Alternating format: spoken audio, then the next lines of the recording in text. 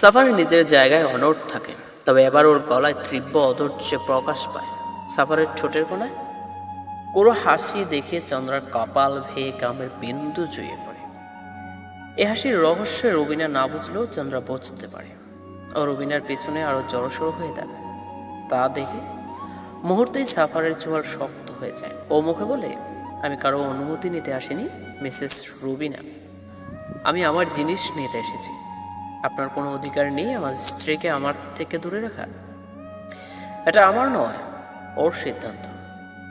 চন্দ্রাকে কাছে টেনে আনে রবিনা, বলে, মা তুই কি যেতে ইচ্ছুক এই লোকটির সাথে?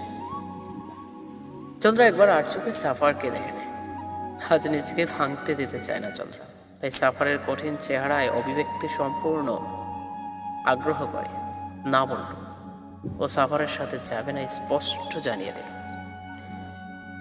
কিছুক্ষণ আগের ঘটনা মানুষের জীবনকে একেবারে পাল্টে দেওয়ার জন্য যথেষ্ট। শুধুমাত্র ওই ঘটনার সাথে জড়িত ব্যক্তির জীবন পাল্টে যায় না, বরং তার আশেপাশে থাকা প্রত্যেকটি মানুষের জীবনে পরিবর্তনের হাওয়া প্রবাহিত হয়। তেমনই এক ঘটনা ঘটেছে আজ থেকে 6 মাস আগে মির্জাবাড়িতে। একটি ঘটনা, না ঘটনা নয়, বলতে গেলে দুর্ঘটনা পাল্টে দিল সাফার, চন্দা, ফারাজ, চারপিতা আর আমিরের জীবন। যে মির্জাবাড়ি বিয়ের আমিতে সেজেছিল, মুহূর্তে যেন মৃত বাড়িতে পরিণত হয়ে গিয়েছিল। ঘটনার প্রাক্রমে শুরু হয়েছিল অর্পিতার মেহেদির রাতে। সেটা ছিল একটা বীভৎস রাত। সে রাত ছিল মৃত্যুপরী রাত। সে রাত ছিল একটা রাক্ষসী রাত। মির্জাবাড়ির সকল খুশি এক পলকে গিয়ে খেয়ে ফেলে সেই রাত পরি। নিমেষেই ধ্বংসস্তবে পরিণত হয় মির্জাবাড়ির প্রতিটি ইট, আর সেখানে বসবাসরত মানুষ এক একটা জীবন্ত লাশ। অর্পিতার ঘরে যখন সবাই আড্ডায় ব্যস্ত, তখন চন্দ্রাকে এক প্রকার জোর করে মেহেদি দিতে বসিয়ে দেয় রীতি। কারণ বাড়িতে এখন কেবল চন্দ্রাই বাকি আছে, যার হাতে মেহেদির রং এর ছোঁয়া পড়েনি। সকলের জোড়াজুড়িতে এক প্রকার বাধ্য হয়ে চন্দ্রাও বসে পড়ে মেহেদি দিতে। প্রায় ঘণ্টাখানিক পর মেহেদি দেওয়া শেষ হওয়ার পর 2 হাত ভরে হাতের কনুই পর্যন্ত মেহেদি দিয়েছে। একদম নতুন বউয়ের মতো লাগছে। ফ্যানের নিচে বসে চন্দ্রা যখন মেহেদি শুকাতে ব্যস্ত, তখনই দরজার কাছে একজন সার্ভেন্ট এসে করাঘাত করে নত মস্তিষ্কে দাঁড়িয়ে থাকে। অর্পিতা দরজার কাছে গিয়ে জিজ্ঞেস করে, কি সমস্যা? সার্ভেন্টটি নত মস্তিষ্ক থেকে মুখে খুলে, স্টোর রুম থেকে কিছু জিনিস বের করা দরকার ম্যাডাম, তাই বড় ম্যাডাম বলেছে চন্দ্রা ম্যামকে সাথে নিয়ে যেতে। স্টোর রুমে গিয়ে বিয়ে যাবতীয় দরকার জিনিসগুলো সংরক্ষণ করা হয়েছে। বাড়িতে বিয়ের উপলক্ষে অনেক নতুন সার্ভেন্ট কিছুদিনের জন্য নিয়োগ করা হয়েছে। পুরনো সার্ভেন্টগুলো সব বিশ্বস্ত ওদের, কিন্তু নতুনদের ঠিক করে বলতে পারছে না, তাই স্টোর রুমে তালা মেরে রাখা হয়েছে। হঠাৎ প্রয়োজনের সময় জিনিসের হেরফের হলে সমস্যায় পড়তে হবে, তাই হয়তো মা চন্দ্রাকে সাথে নিয়ে যেতে বলেছে। অর্পিতা মনে মনে ভাবছে, বাড়ির কেউ সাথে থাকলে কিছু করার সাহস পাবে না। সার্ভেন্টের কথা শুনে চন্দ্রা উঠে দাঁড়ালো, হাতের মেহেদি ছুটাতে ওয়াশরুমের দিকে পা বাড়ালো। অর্পিতা হাত ধরে আটকায়, সার্ভেন্টকে বলে, তুমি সেটা স্টোর রুমের কাছে দাও, ম্যাম আসছে। অর্পিতার আদেশে সার্ভেন্ট নিঃশব্দে চলে যায়। অর্পিতা চন্দ্রার হাতের মেহেদির দিকে তাকিয়ে মুচকে এসে বলে, মেহেদি অনেক সুন্দর হয়েছে তোমার, বাইকে দেখাবে না? সাফারের নাম শুনেই চন্দ্রার গাল দুটো লজ্জায় লাল হয়ে ওঠে। চন্দ্রাকে লজ্জা পেতে দেখে অর্পিতা হেসে ওঠে, হয়েছে, আর লজ্জা পেতে হবে না, বা এখন হয়তো রুমে যাও, আগে গিয়ে দেখিয়ে আসো। কিন্তু আন্টি দি স্টোর রুমে, চন্দ্রাকে বলতে না দিয়ে অর্পিতা বলল, ডোন্ট ওয়ারি, আমি দেখে নেব, শুধু সামনে দাঁড়িয়ে থেকে নজরই তো রাখতে হবে, সেটার কি বা বড় কাজ, আমি করিয়ে দেবনি। তাছাড়া 2 দিন পর তো চলেই যাব, এখন শেষবারের মতো একটু কাজ করে যাই, এভাবে আমার ভাই ভাবিকে একটু রোমান্স করার সুযোগ দিতে পারি, কি বলো? বাবি। চন্দ্রা বিস্ময় হয়ে তাকিয়ে থাকে। অর্পিতার মুখে বাবি ডাক শুনে এত অবাক হওয়ার কি আছে, পিচ্ছি ভাবি আমার। চন্দ্রা গাল দুটো টেনে পড়ে, বয়সে আমি তোমার বড় হলেও সম্পর্ক তো তুমি আমার বড়, তাই অভ্যস্ত করতে শিখে ফেল। চন্দ্রা লজ্জায় মাথা নত করে ফেলে। ওর চোখে মুখে উপচে পড়া খুশির ঝলক স্পষ্ট ছিল। সাফার বালকনিতে দাঁড়িয়ে ফোনে কারোর সাথে কথা বলতে ব্যস্ত, তাই পেছনে ডিমে পায়ে আসা ব্যক্তির অস্তিত্ব অনুভব করতে পারে। হঠাৎ ওর বগলের ফাঁকে দিয়ে দুটো মেহেদি রাঙা হাত ফুঁকি দিয়ে সামনে আসে ফোনে কথা বলা অবস্থায়। সাফারের মুখে হাসি খেলে গেল। পিছনে হাত দিয়ে হাতের মালিককে নিজের পিঠের সাথে চেপে ধরে ফোনের অপর পাশের ব্যক্তিটিকে পরে কথা বলবো বলেই ফোনটি কেটে দিয়ে পকেটে ভরে নিল। মেহেদি রাঙা হাতের মালিককে নিজের সামনে দাঁড় করান। কিছুক্ষণ মুগ্ধ হয়ে তাকিয়ে রইল হাত দুটোর দিকে। মুখে হাসি রেখেই বলল, অনেক সুন্দর হয়েছে, একদম আমার চন্দ্রাবতীর মতো। চন্দ্রার দুধে আলতা শরীরে জড়িয়ে আছে একটু হলুদ জামদানি, কমর দুলানো চুলগুলো খোপা করা। সেই খোপায় ঝুপ যত্ন করে চন্দ্রা ফেলি ফুলের মালা গেঁথেছে। চিকন ঠোঁট দুটো হালকা পিঙ্ক রঙের সাজিয়ে আরো যেন আকর্ষণ করে তুলেছে।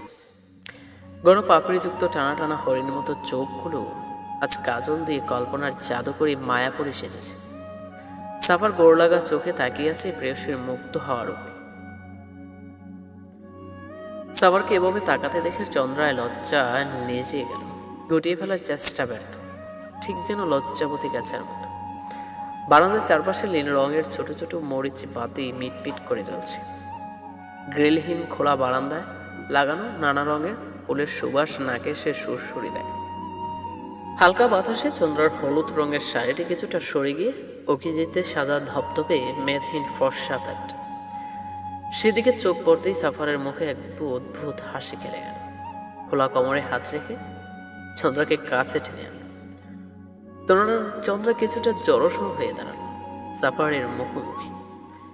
দুজনেই চোখাচোখি হতেই ঘন্টা মিনিট সেকেন্ড হিসেব যেন আজ থমকে গেছে। বুকের ভেতরে ঠিক কতটা তোলপাড় যা চন্দ্রা নিজেও মাপতে পারছে না। বুকের ভেতর এক অদ্ভুত অনুভূতির ঝড় হয়ে যাচ্ছে। দুহাতে চন্দ্রার গাল ধরিয়ে ঠোঁটে ঠোঁট ডুবিয়ে দিল সাফার। ঘূর্ণিঝড় চলছে আজ দুজনের শরীরেই। বাধা দিতে গিয়েও চন্দ্রা পারছে না, মোমের মতো কেবল গলছে শুধু। সাফারের হাত আরো বেপরোয়া হয়ে উঠছে ততক্ষণে শাড়ি ফ্যাত করে আরো গভীরে তার বিচরণ শুরু হয়। চন্দ্রা কিছু বলতে গিয়েও বলতে পারল না।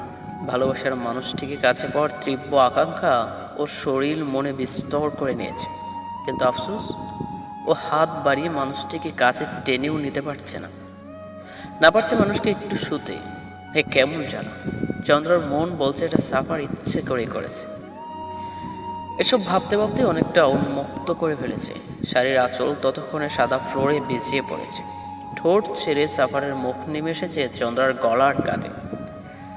তীর তীর করে কাঁপছে চন্দ্রা, সারা শরীর যেন কাটা ধরে গিয়েছিল সেদিন। আজও সাফার চোখ বন্ধ করলে দেখতে পায় সেদিনের প্রতিটি মুহূর্ত, সব কিছু যেন জীবন্ত ছিল। আজও সেদিনের কথা ভাবতেই সাফার নেশায় দৌত হয়ে যায়। চন্দ্রা নামক মেয়েটির নেশা, যা ওর শরীরের মনে সর্বস্ব বিস্তার করে বসে আছে। সেই রাতটা ছিল ওদের মিলনের রাত। দুজন দুজনকে সকল আড়াজটি ভেঙে ডুব দিয়েছিল, কিন্তু তারপরই কয়েক ঘন্টার ব্যবধানে সব পাল্টে গেল। সবচেয়ে সুন্দর রাতটা চাদরে ঢেকে গেল। বলতে গেলে সকল মোটের মুহূর্ত পাল্টে দিল সাফার ফাড়া চারপিতা। টি টেবিলের উপর রাখা মদের বোতলটিতে চুমুক দিয়ে যে মির্জাবাড়ি বিয়ের আমিটা শেষ করে ফ্লোরে মুহূর্তে যেন মৃত বাড়িতে পরিণত। রাগেও পুরো শরীর জ্বলছে। ঘটনার প্রাক্রমে চন্দ্রা ওর সাথে আসতে মানা করে দিয়েছে। সেটা ছিল কখনো মেনে নিতে পারে না। জীবনেও যা চেয়েছে তা খুব সহজেই নিজের। সে রাত ছিল একটা রাহুলে কেন মেয়ের বেলায় মির্জাবাড়ির সকল খুশি এক পলকে গিয়ে খেয়ে সাফা নিজেকে শান্ত করার চেষ্টা করে।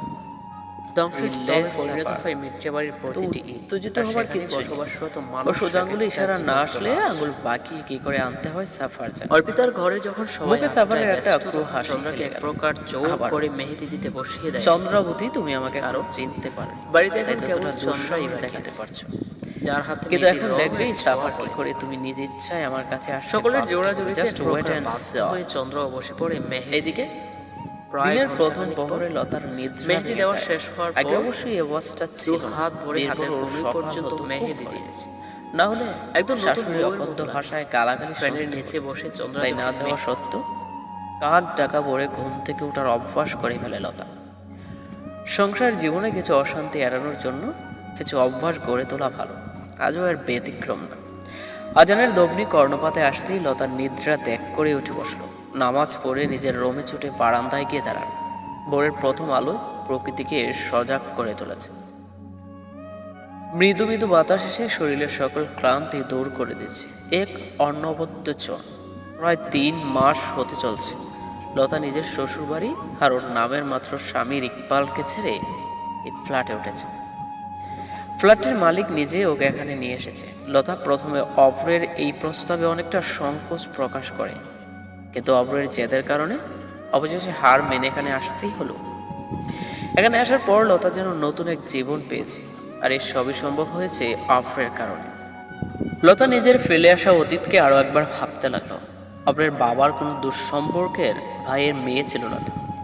সে সূত্রে প্রায় সে লতার আনাগোনা ছিল অবরোধের বাড়ি।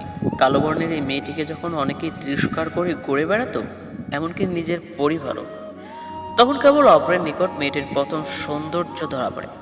অভ্র সেদিন নিঃসংকোচে বলে দিয়েছিল, জানিস লতা, তোর চোখ দুটো না ভয়ঙ্কর সুন্দর। উপরওয়ালা সব সৌন্দর্য ঢেলে দিয়েছে তোর চোখের মাঝে। এই চোখের নেশায় যে একবার মত্ত হবে, তার কাছে দুনিয়ার সকল সৌন্দর্যই ব্যর্থ হবে। তোর চোখের প্রেমে পড়ে গিয়েছি রে। এই চোখ দুটো আমাকে সারা রাত তাড়া করে বেড়ায়। কি করি বলতো? আমার তো নির্গম কাটে কত রজনী। লতা মুগ্ধ হয়ে শুনত, বলার ভাষা পেত না কিছু। অপরের বলা এই সামান্য প্রশংসায় বেঁচে থাকার নতুন উদ্যম পেত। নিজেকে নিয়ে বলা সকল তিরস্কারগুলো হাওয়ায় উড়িয়ে দিত। নিজেকে ভালোবাসতে মন চাইত। আয়নায় দাঁড়িয়ে নিজের চোখের দিকে তাকিয়ে ভাবতো, সত্যি কি এ চোখে এত মায়া আছে? কই, আগে তো কখনো কেউ বলেনি। আসলে বলবে কি করে? সবই তো আগের রংটা দেখে, তারপর শরীরটা। এসবের মাঝে চাপা পড়ে যেত লতার আসল সৌন্দর্যগুলো। সেদিনের পর থেকে শ্যামবর্ণের অভ্রের সাথে লতার একটা ভালো সম্পর্ক গড়ে ওঠে। বয়সে অভ্র লতা থেকে 5 বৎসরের বড় হলেও ওদের সম্পর্কটা অনেকটা বন্ধুত্বের মতো ছিল। কিন্তু বন্ধুত্বের এই সম্পর্কটা কখন যে ভালোবাসায় পরিণত হয়েছিল, দুজনের অজান্তে কেউ বুঝতেই পারেনি তখনও। এর মধ্যে অভ্রকে দেশের বাহিরে পাড়ি দিতে হলো ডাক্তারি পড়ার জন্য। দূরত্ব বাড়ার পর সম্পর্কের গভীরতা ওরা মাপতে পারল। একে অপরকে অনেক আগেই মন দিয়ে ফেলেছে, শুধু মুখে বলার বাকি। অভ্র চেয়েছিল ডাক্তার হওয়ার পর লতাকে বিয়ের জন্য প্রপোজ করবে। ততদিনে লতার পড়াশোনাটাও শেষ হয়ে যাবে। কিন্তু ভাগ্য হয়তো অন্য কিছু চেয়েছিল। অভ্রের বাবা ওদের সম্পর্কটা রাজ করতে পারে। উনি কখনো লতার মতো মেয়ে ওনার ছেলের জন্য আশা করেনি। তাই খুব কৌশলে অভ্রের দেশে আসার আগেই লতার পুরো পরিবারকে ঢাকা থেকে অনেক দূরে পাঠিয়ে দেয়। লতার পিতা একজন লোক ছিল। অভ্রের বাবার মোটা অঙ্কের টাকার লোভ দেখিয়ে লতার পিতাকে, তাছাড়া তাদের থাকার ব্যবস্থা হতে শুরু করে লতার ভাইকে বিদেশে পাঠানোর ব্যবস্থাও করে দেয়। বিনিময়ে কথা হয়েছিল লতাকে অভ্রের সাথে কোনো সম্পর্ক রাখা যাবে না। অভ্র যাতে কোনোভাবে লতাকে খুঁজে না পায়, টাকার লোভে পড়ে লতার পিতা অভ্রের বাবার দেওয়ার সকল প্রস্তাবেই রাজি হয়ে যায়। লতার কাছে অভ্রের সাথে যোগাযোগ করার আর কোনো উপায় ছিল না তখন। কিন্তু মনে আশা ছিল লতার অভ্র ফিরে এলে হয়তো সব ঠিক হয়ে যাবে।